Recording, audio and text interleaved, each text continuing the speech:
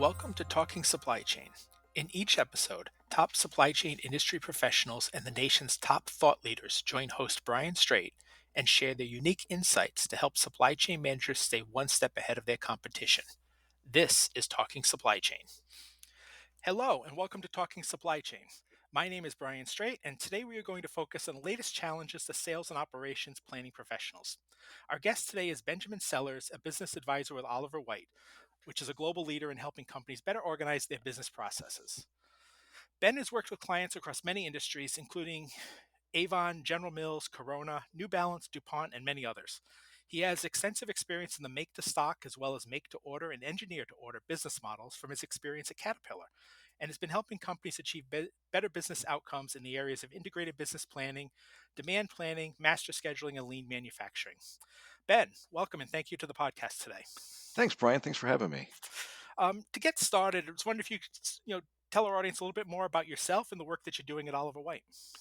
Yeah, thank you. I've been with Oliver Wight now for almost 20 years. I can't believe it's gone by so fast. And predominantly helped companies with this process called integrated business planning or sales and operations planning, as you referred to it. And really been involved in over 100 implementations of helping companies stand this process up. So it's something I have a lot of passion for. I also lead our public class on integrated business planning or sales and operations planning, which we just had last week. Went real well. So we teach those several times a year, and spent almost 10 years on our leadership team as part of All White as well. Yeah. So to get into it here, I mentioned sales and operations planning on our opening, and I think people are very familiar with sales and operations planning, but at Oliver Wight, you tend to refer to this as integrated business planning or IBP. So for our audience, of my own knowledge, because I'm curious about this myself, can you kind of clarify what integrated business planning is and how that differs from what we traditionally know as S&OP? Absolutely. And I think it's worth noting that the name sales and operations planning is the name we actually came up with back in the 80s when we invented this process. We Oh, wow. published it in the first book called Orchestrating Success. And so we have a long history with sales and operations planning as part of that. And then, I don't know, recently we moved to integrated business plan because we just thought it was a better description of what the process is really trying to do. Before I differentiate it, I will say there are probably companies out there doing sales and operations planning that might have some of the characteristics of integrated business planning and likewise. So sometimes the words get in the way. Mhm. But think about integrated planning as a more advanced form of sales and operations planning. So, in many companies or in many places today, first of all, sales and operations planning is often referred to as a supply chain process. And I think this is incredibly misleading.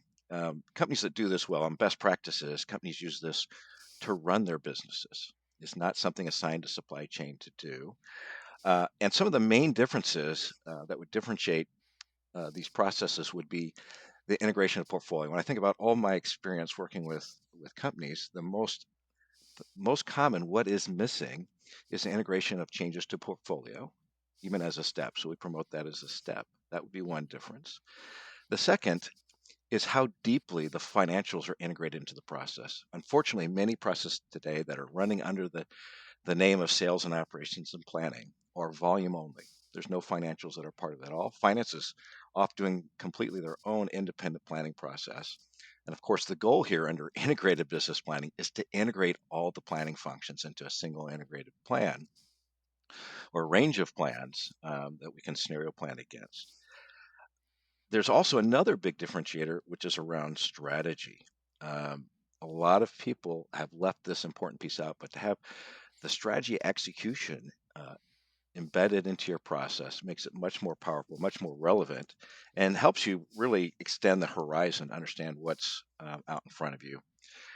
And that's another big difference. You see a lot of people with what I call telescoping processes, where they're just running to the end of the year, and every month they get closer to the end of the year.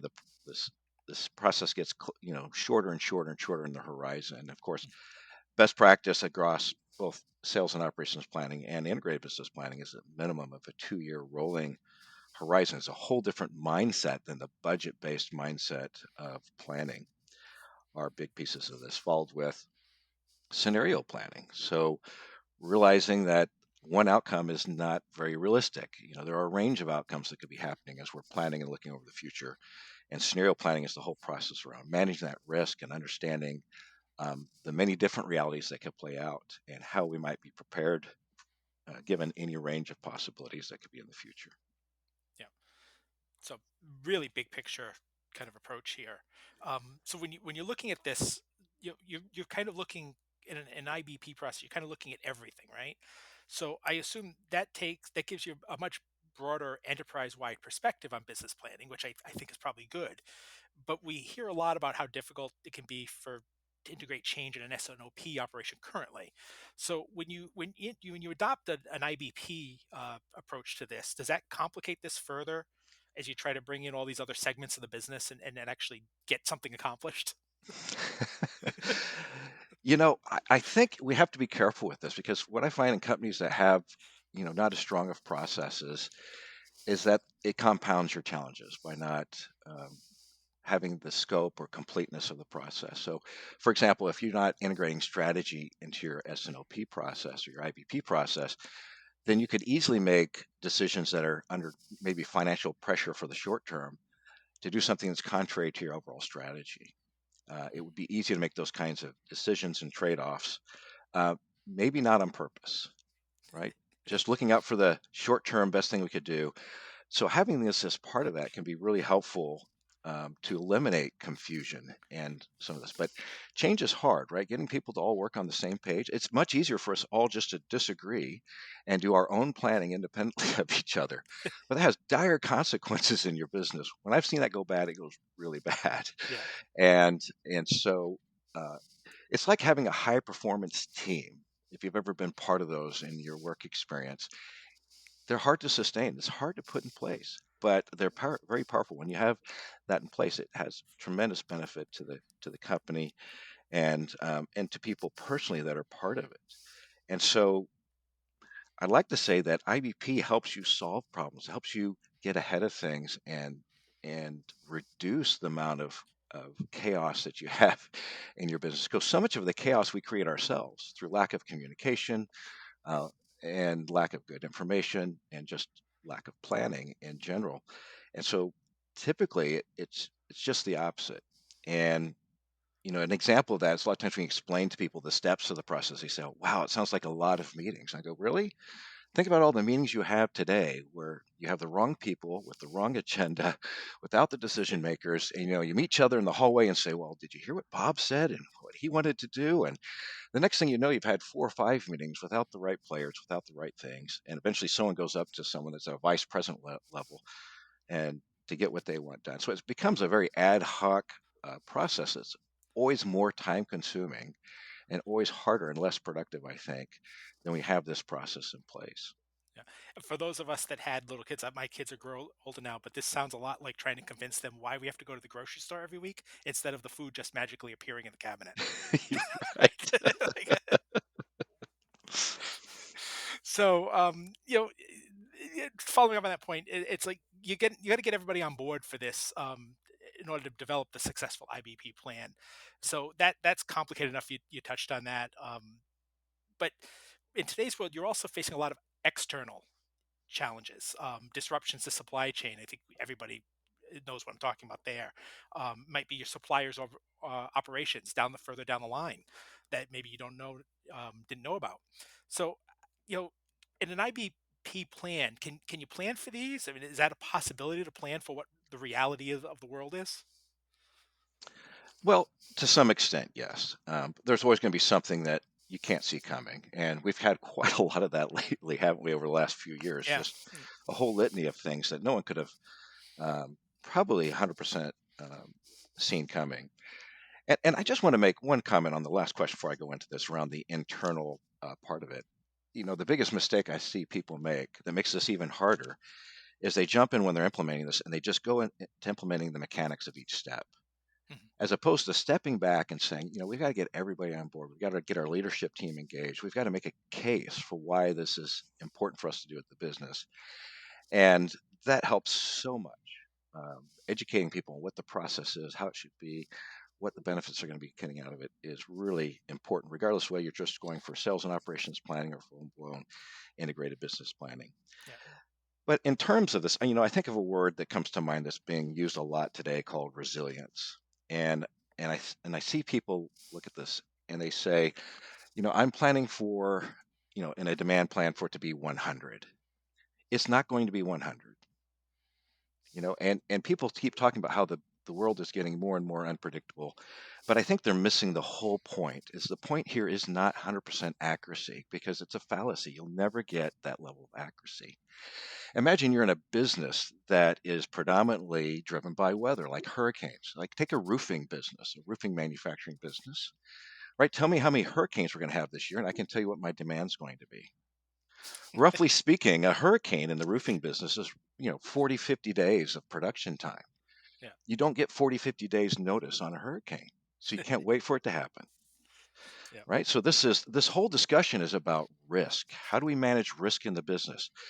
So there's a range of possibilities. We could have no hurricanes or we could have five hurricanes. If I plan for zero hurricanes and there's five, I miss that opportunity on that upside because I won't be able to do it. If I plan for five and there's zero, I've got lots of inventory. By the way, this is why executives are paid so much money because they have so much at stake. But the best Yeah. companies use this to look at a range of possibilities and understand what it could mean to the business. So, for example, if we turn, and most companies are a little bit risk adverse, I think. So let's say we try to go with the zero hurricane scenario.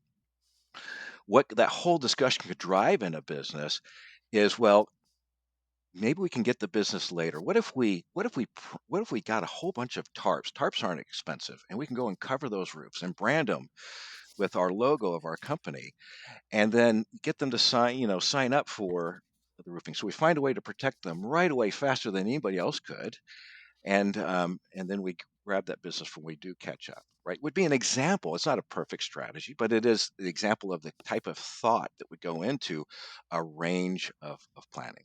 Yeah. So it's about us being aligned about the direction. The worst thing that can happen in companies is where, people are not aligned across all the different functions.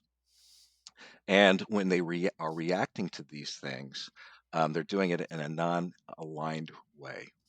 And a lot of this gets back to how people are measured, how they're incentivized and rewarded in the business as well. And so it's a fascinating topic. I will tell you that the majority of problems today in companies are not all from this. A lot of it's just basic blocking and tackling. Like in a consumer packaged goods, I didn't know, we've known we were going to run that promotion with Walmart for a year, but no one happened to tell anybody. So when it happened, no one was ready for it. It wasn't in the demand plans, therefore it wasn't in the supply plans. Yeah. And so there's a lot of behavioral components of this as well that are really important to do that. But if you do get caught completely off guard, I believe, and it's been proven that integrated business planning can help you do a better job of managing through these things if you follow the steps of it well. Yeah. And I think that answer, what you just said, is probably a podcast by itself. Just digging into that a little more. And it's, I mean, that we're not going to dive into that so much deeply today because I think I wanted to give people a good overview of what IBP really is, and why it's valuable. But Yeah, yeah, I think there's a lot more there, and maybe somewhere down the line we can revisit that I'd love to. particular question. It's one of my favorite topics. Is Yeah. how, As you talked about that too, I'm going to surprise people here and say, do you remember COVID? Yeah, COVID happened, right? We all remember that. And then the last few years, I think a lot of people, planners, especially supply chain people, planners, have kind of said, well, when we get back to normal, when we get back to normal. And now maybe they're sitting there saying, oh, we're finally back to normal, right? Or whatever that normal looked like for them prior to that. But as we're kind of transitioning into this post-COVID world, right? At this point, I wonder, from an SNOP and or an IBP perspective, should we go back to normal, right? Should we go back to the ways that we did things, with our tested SNOP processes? Or is it time to kind of say, hey, let's throw out this blueprint, let's start again, especially what we've learned in the last couple of years with the fragility of the supply chain? Um, you know, should we go back, or should we use this as an opportunity to move forward? Yeah, absolutely. You should use it as an opportunity to move forward. And this might be a little rough to say, but I think if you were doing sales and operations planning and you abandoned it during COVID because you didn't feel that process worked or suited your needs, it probably wasn't that good of a process to start with. You know, Yeah. just to be just to be a little bit bold there, because I know of many companies that use the process very effectively during COVID to work through the lack of supply and all the challenges that went with them, because they already had all the things in place they needed in terms of a process to work through that. So many of the processes were fragile anyway. People were just going through the motions, the mechanics of the process, not really looking at it in the right way, and so it quote unquote broke. And so, should you throw it away? I think you should not ever throw anything completely away, but you should definitely learn from why wasn't it resilient enough? Why wasn't it good enough to work through this thing? Because something like COVID could happen again. With all the turmoil in the world right now, Yeah. you could probably anticipate a few scenarios around things you might need to be prepared for as a business, depending on what kind of industry and whatnot you're in. Um, but that's kind of the way I see it. If anything, it should convince companies that they need to improve their supply chains. And what I find, to be quite honest, there would be characteristics of these companies. Number one, the processes probably weren't documented. They were probably run off just a few key people that knew how to do key things. And maybe those people left during that time. And so many companies put all of the responsibility of running IBP or SNOP on their supply chain organization to begin with. So I would guess there would also been lack of participation from the commercial organization, lack of participation in this process from the finance organization. Some of the things we talked about at the very beginning as we're differentiating between SNOP and integrated business planning. I think you would have find many of those shortcomings there. Perhaps not in every case, but my experience is that's where a lot of it was. The process wasn't that great to begin with. So Yeah. yeah, let's do something new. Let's do something different. Let's make it better. Yeah, and getting into that like better, right? That better concept. One of the main tenets of SNOP was it's planning, right? And so we would sit down and we'd build a plan for 12 months or 24 months, depending on how your company operated, or maybe even both, and and that would be it, right? And then and then 12 months later you sit back, hey, what worked, what didn't work, let's do this again.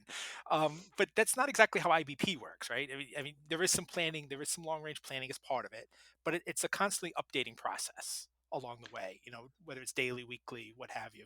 Can you explain how that works and the benefits of doing it that way? Absolutely. I mean, the thing I think about with the budgeting process, which is the annual planning process. So the day that thing is published, it's obsolete. Mhm. That's the problem with it. And so let's say you've moved through time 30 days since it was published, maybe 60 days, and it's not going as planned. Maybe sales are a lot higher. Maybe you've got supply chain issues.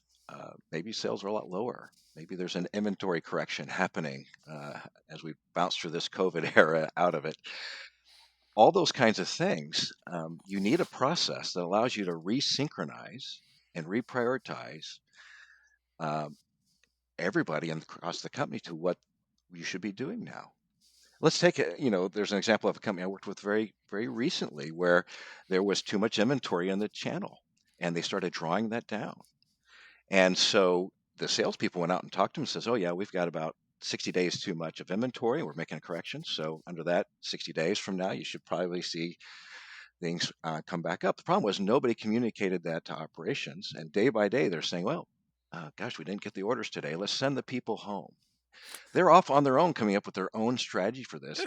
And the Yeah. worst thing that could happen is about the time you do a layoff is about all the times this thing corrects and you need all those people right back. And that's the kind of stuff you see happen when people aren't really synchronized in their planning. Trust me, Mhm. it's much harder not to do this than to do this. That's the fallacy. A lot of the stuff is we don't have the time or all the stuff to do it. And I'm like, I guarantee you're spending the time on it. It's just not the best stuff for your company. And so, you know, we really believe that the best practiced horizon is a minimum of 2 years. Because inside of 2 years, this is, ask somebody, what does it take to put in a new asset or capacity or some major change in their business? And you get to 2 years sometimes very, very quickly. Sometimes you get out much farther than that. Mm. And that's the reason we say a minimum of 2 years. If you're a pharmaceutical industry, you probably need to be out 5 to 7 years because the cycles of development and everything else to get the process going. So it's not like people don't need this information to make decisions, right? But this is the process in between those budgeting cycles where you're looking at how we're doing, what's changed in the last 30 days, what should we do about it? Whatever those gaps and those things that are coming up through it, what should we do about it? And then we're going to resynchronize all the priorities, all the plans across the whole business through this formal process. To do it some other way is ad hoc at best and sometimes goes really, really wrong. Unfortunately, that's why, where a lot of our business comes from is people that are at the end of the rope. They are stuck. We finally realize we need to do something different, and that's where they start down this journey. Unfortunately, there's very few of them that say we just want to be better. So, Well, don't give away all your secrets, right? If everybody does this really well, you guys won't be needed, right? we keep saying that, but it doesn't seem to happen that way. And so many things are always changing in the marketplace and in companies. And I think that's probably the weakness is companies aren't documenting their processes, especially these really important ones. And as there's turnover and change, these processes atrophy as a result. And Yeah, so it has happened where people had a very high performing process at one point in time. And due to leadership changes or other changes in the business, or maybe they were bought and sold, it atrophies. And they may be back at it starting all over again. So, yeah, unfortunately, that's the case. We don't like to see that happen, but it unfortunately yeah. It happens does. a lot more. Yeah, and Right. and and you've and my next question, you've touched on this, and you touched on it a little bit in that answer too, I think. But I think many organizations view an approach like this that's something they just don't have time for. And you made the point that you actually have more time for this than you do the current process you're probably using. But in the case of IBP, you're talking about getting multiple departments or business units involved in this process. It's hard enough to get six people around a conference table to decide on one thing, let alone six departments with 50, 60, 70, 100 people, whatever in the department. Um, but you're talking about change on a regular basis. I mean, I've heard stories of S&OP leaders say, "Hey, we wanted to make a change in a vendor. We couldn't get finance on board with doing that. It took us 6 months to do it." Kind of process. So, but if I'm understanding, what you're saying and this process correctly, changes like that would happen a little more quickly and on a more regular basis. So, how do you bring all these people together? What advice do you have to say, "Hey, how do I get all these different departments, all these different leaders involved in this process?" Yeah, I hear about this all the time. I've been, like I said, over the last 20 years working with clients and teaching companies how to do this process and the best practices. I come across many companies and I'll say, "How long have you been at this?" They're like, "Well, we've been trying to implement it for 5 years." I'm like, "Really? For 5 years? And you still don't have leadership engaged and you still don't have your commercial organization engaged. So it's really all on supply chain. Right? Yeah, Why do you think? I know why, but I'm asking them, why do you think that is?" And it's because everyone misses the very critical steps because they think they don't have time to do it. And that is you must engage your leadership team. Must make a case for why this would be worth their time and attention. This is not a supply chain process. This is a process to run the business. yeah, You're talking about changes to portfolio. It's a demand driven process. I don't know how you can do this without your commercial organization, right? There's nobody that knows what's going on should be nobody else that knows better what's going on in your marketplace than your commercial organization, your marketing teams. They're they're what starts the whole process off. But that's where it gets complicated. That's why you have to start with the leadership team. And the other thing is you should get everybody on the same page. When we say the words, whatever words you want to use, sales and operations planning, integrated business planning, that you're that you actually everybody actually knows what those words means. It's so many times it's like saying the word green, and you might be thinking about golf. Somebody else might be thinking of the environment when they hear that word. People can be thinking about all kinds of things from just those words, and the words get in the way. You got to get past the words saying we're going to do this, and you actually have to say, this is what it does. This is how it should operate. You should do this well up in front of trying to stand up a demand review. yeah, You will never get your commercial organization or any part of the organization really excited about it It's easy to get supply excited about because nobody else will do it. They have to, right? They have to, and that's the reason why it ends up there. Um, and it's what stuff rolls downhill. So that's a really important piece of this is to really drive the change. You have to do that. The next thing you have to do is you have to really think about who you want to put in these roles as you structure the process, which is another thing I like to do with the leadership team because you're trying to solve problems. So many of these processes today are nothing more than KPI report outs. They're not making decisions. Mm. They're not bringing leadership teams what they need in order to be better leaders and lead the company better. And so there's lots of deficiencies in what these very nuanced kinds of things are, where people think they understand what the process is, but they really don't know how to extract the full value out of it. They're going through the motions as opposed to really doing it in the right way. Yeah. And I always have a call out for this guy. I really, really like his books. This guy named Patrick Lencioni. Because and he published the book, The Five Dysfunctions of a Team. And whenever I've seen a IBP process or an SNOP process performing at a high level, it's because the things he writes about is in his book, right? Yeah. So I tell people 70% of doing this process well is all people. It's not technology, it's not process. You need those things, but it's all about people. You need people in this process that can solve business problems, that are change agents. You have to seed it with the right kinds of future leaders for your company. Yeah. Is just so important if you're really trying to drive change. You And can't just treat it as a reporting process um, as you go through with it. So hopefully that's helpful. yeah, There's a and lot packed into there, so, but I mean, I think he's probably underselling if there's only 5 dysfunctions on a team. But but, well, has it become easier though? I mean, for you guys, especially as you work with companies, has it become easier to get, upper management engaged these days? Because I mean, look, before COVID, I think there were probably a bunch of CEOs didn't even know they had supply chains in their business.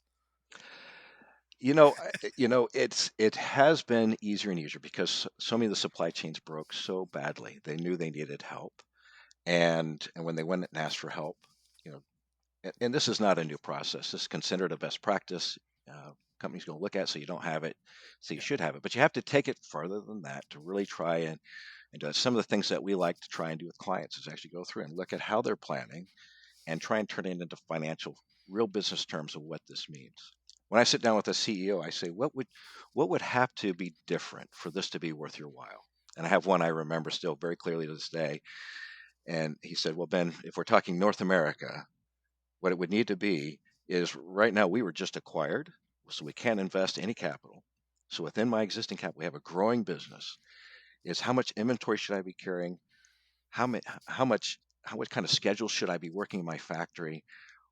How can I really put this plan together, balancing the inventory and the workforce? mhm, And fundamentally, that's what SNOP and IBP do. And I said, well, that should be no problem for us at all. You see, so many companies look at all this stuff as a single variable problem. We've got to drive down inventory. We've got to drive down cost. And IBP allows you to look at all those variables together so there's not any unattended consequences to your decisions as best you can. Every cycle, you're just trying to make it a little less wrong yeah, and trying to get a little bit better at how you're planning and executing. And that's what's so wonderful about it is you've got all these learning cycles to learn from and to really tune in your plans to where they need to be with the world that's just constantly changing. If the world never changed, you could just set a budget and just execute to it, but that's not the world we live in anymore, if we ever had that world. yeah, So IBP is a change management process. It's the whole reason it exists is because things are volatile and because the future is not what we think it's going to be. So we yeah, are continually replanning and readjusting. Um, but if you do it every month, you're not making big adjustments. You're making course corrections as opposed to wholesale big changes to the business. And so many companies today are on quarterly or you know when they're really syncing across the whole company, they may be doing it quarterly at best, except for those that are using IBP very effectively. yeah. I have that same problem in my own life, right? I mean, look at a room. It's like, okay, we're going to clean the room this week, and it's like, well, cleaning the room is a big project, but if I just clean the desk, I can get that done, right? Right. So when I try to clean the room, it's like it just gets put off and put off and put off and never gets done. So it's the same thing. Um, shifting is just a little bit.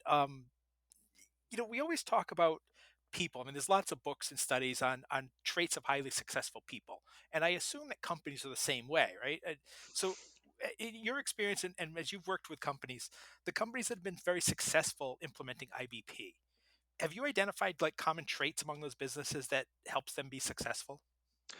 We have, and I'll tell you, it's not going to be a surprise based on how this conversation is going. Is one of the big traits is the leadership team is engaged.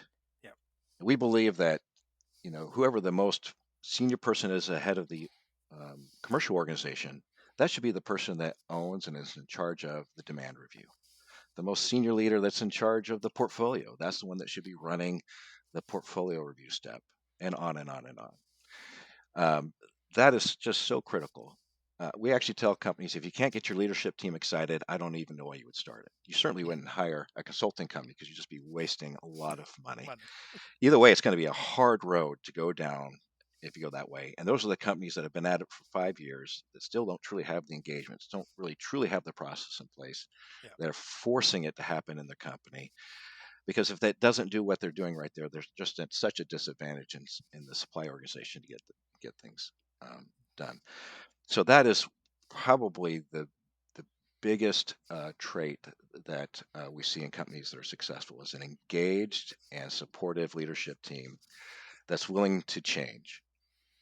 The yeah, biggest behavior change every company has to go through to do this process well is one around building trust, which is back to the Patrick Lencioni. Because in most companies, the reason things aren't working well is because people don't trust each other, right? There's a reason there's 10 different sets of numbers in this company, right? If we use sales numbers, you know what happened? Well, if we use everybody can say this about everybody. I'm not picking on sales, right? But and we're a product of how we're measured, right? So the next piece of this that I think is really important is people aren't afraid to look beyond just supply, demand, and finance. They're sitting there going, "What? Tell me how you measure people, and I will tell you how they will behave." So if you measure your operations folks on nothing but cost, not service, just cost. Are they in the cost targets? They're going to sub-optimize for cost. If you measure your salespeople on just how much they oversell the plan, you're pretty much telling them, please, you're incentivizing them to sandbag. And so you want to really think through your whole incentive and reward structures and that they really align your strategies. So many companies have us fight against each other. We've yeah, created our own battles and strife.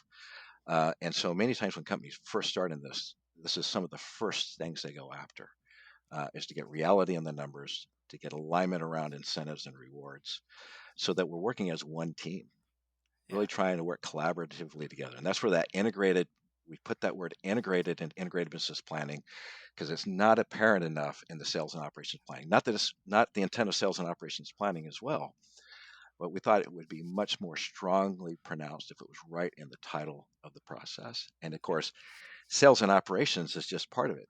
You know, S&OP. If we wanted to put every acronym out there, every letter to represent every function, you'd have to have an F in there for finance. You'd have to have an I for inventory. You have to go M for marketing. On and on and on and on. All the attributes of it. It's just not there. So integrated business planning, we thought, um, really, really best illustrated that point.